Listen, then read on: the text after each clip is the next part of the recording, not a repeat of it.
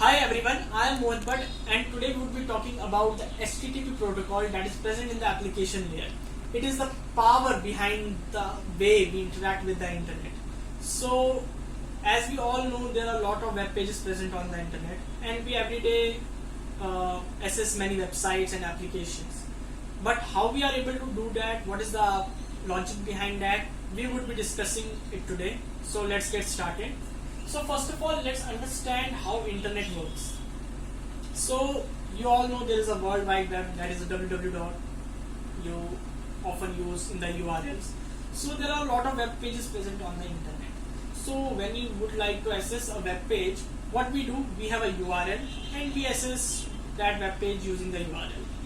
In the backend, there is a server present. The server contains that web page. So what happens is that when you request a URL, you actually request that web page from the server. You request that web page from the server and the server responds with that web page. So there is a client server architecture present in this whole scenario. So let's understand in deep how all this works. So first of all, let's understand when you want to access something on the internet, what actually you need. You need a browser, that's of course. You need a protocol, that is HTTP. You need some security, that is TLS, SSL, and the most important, that is the URL. So let's understand what is the logic behind URL. In internet, everything is an address. Your computer is also an address, an IP address. There is an IP address assigned to your computer.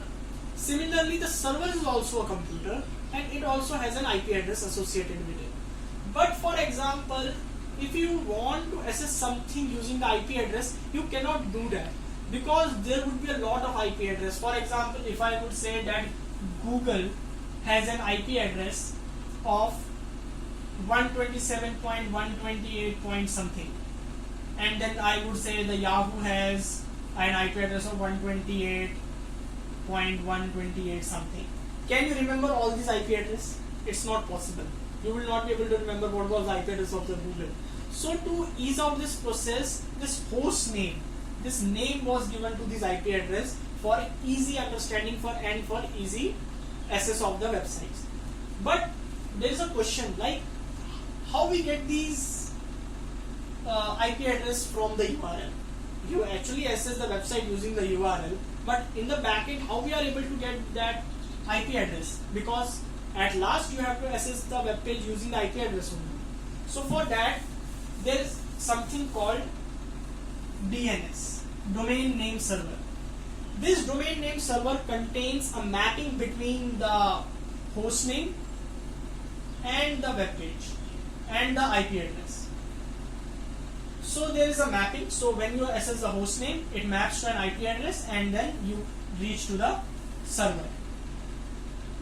Now let's understand what happens in between this thing.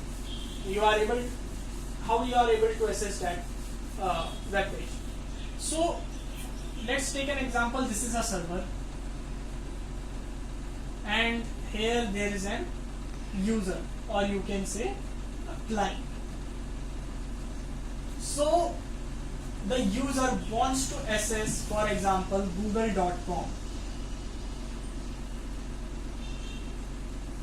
So the user makes a request in his browser, the google.com. The google.com uses the HTTP protocol to send a request to the server. HTTP has two main points, that is request and then is response. The request contains three parameters, that is the version of HTTP version, the URL, the type of request. There are four types of request, that is get, put, delete, and that is another is post. Now let's understand what all these four means. The get means you just want something from the server. There is a get request. If you want to update something or insert something, then there is put request. If you want to delete something from the server, for example from the database, you want to delete your account, you will use delete. And if you want to insert something in the database on the server, you want to input some information on the server, then you use post method. So all these three methods are idempotent. That means if you make multiple requests with the same parameters, you will get the same response. And post is not an independent request.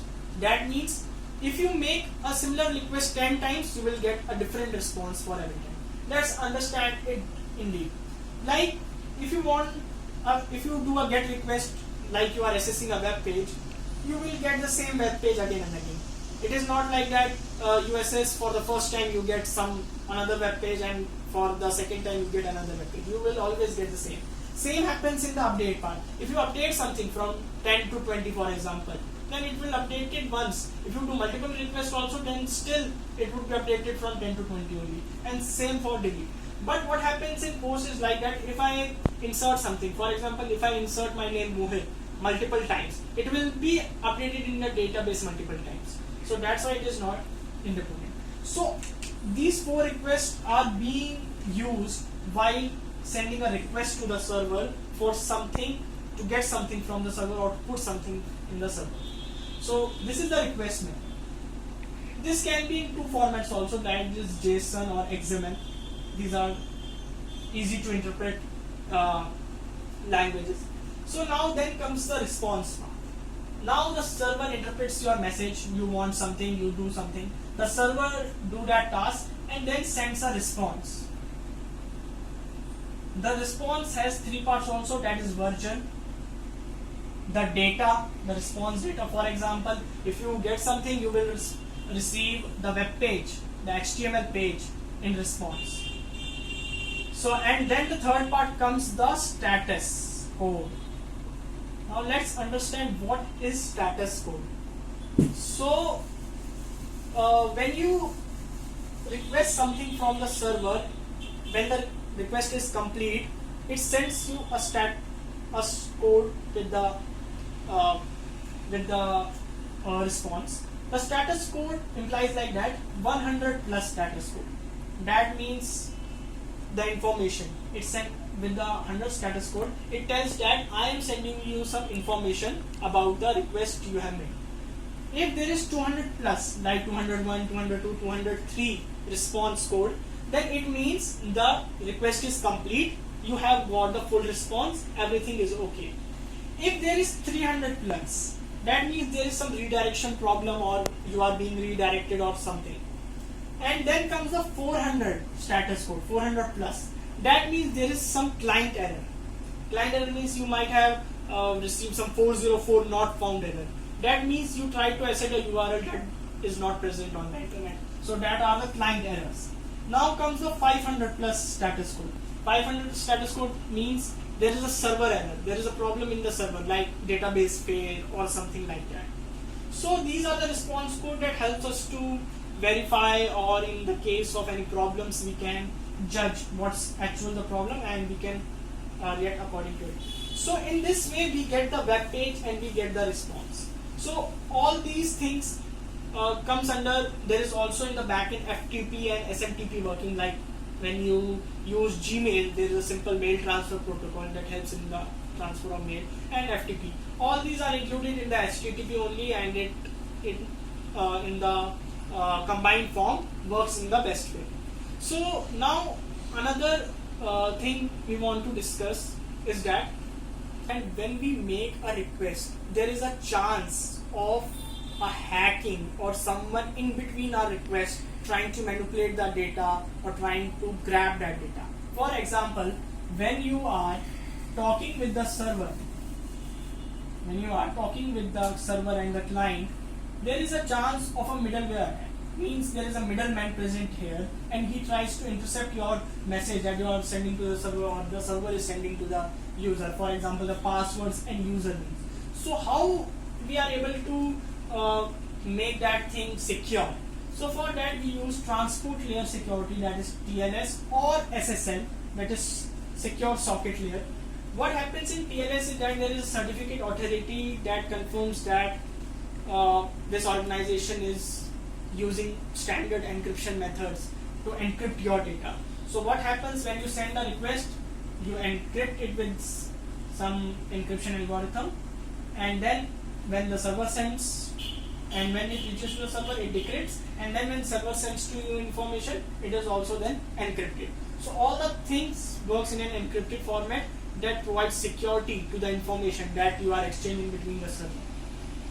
Now another point here is that, like, how we are able to know whether the website is using a security or not. So you might have seen a green bar at the URL. When you type a URL, there is a green bar at the top that says that the site is secure. Also, the another method is that HTTPS. The main difference between HTTP and HTTPS is that HTTPS means it is secure. HTTP secure. HTTP means it is not secure. So when you access a website with HTTP and then www.something.com, that means there is no encryption in between, so your data may be leaked in between while exchanging the information. But when it is HTTPS, it means that your information is being secured with the encryption algorithms. So this is all about the HTTP and the whole way we interact with the web servers. Nowadays there is many different programs coming and applications coming, like blockchain and all those things, and all those contains these protocols only. There is SSL, TLS used for the encryption, and there is HTTP protocols used to interact with the peer-to-peer, the person-to-person applications. So all this is happening because of the HTTP. There is a RESTful architecture, that means the stateless architecture. HTTP, the stateless architecture, has a advantage, that is that there is only one connection in between the client and server. There doesn't remain any connection for a long period of time. You just send a request and you get a response. So that means that the server, that the application is stateless, is RESTful. Now in the previous versions, the way we interacted with the internet in some 10-20 years before, in that what happened, like, we remained connected to the server for a long period of time. So like once you establish a connection to the server, then you interact with that server. But nowadays what happens, you just send a request and you get a response, the connection is closed. So all these things have made the internet work in a much better way, and this is all about the HTTP. Thank you.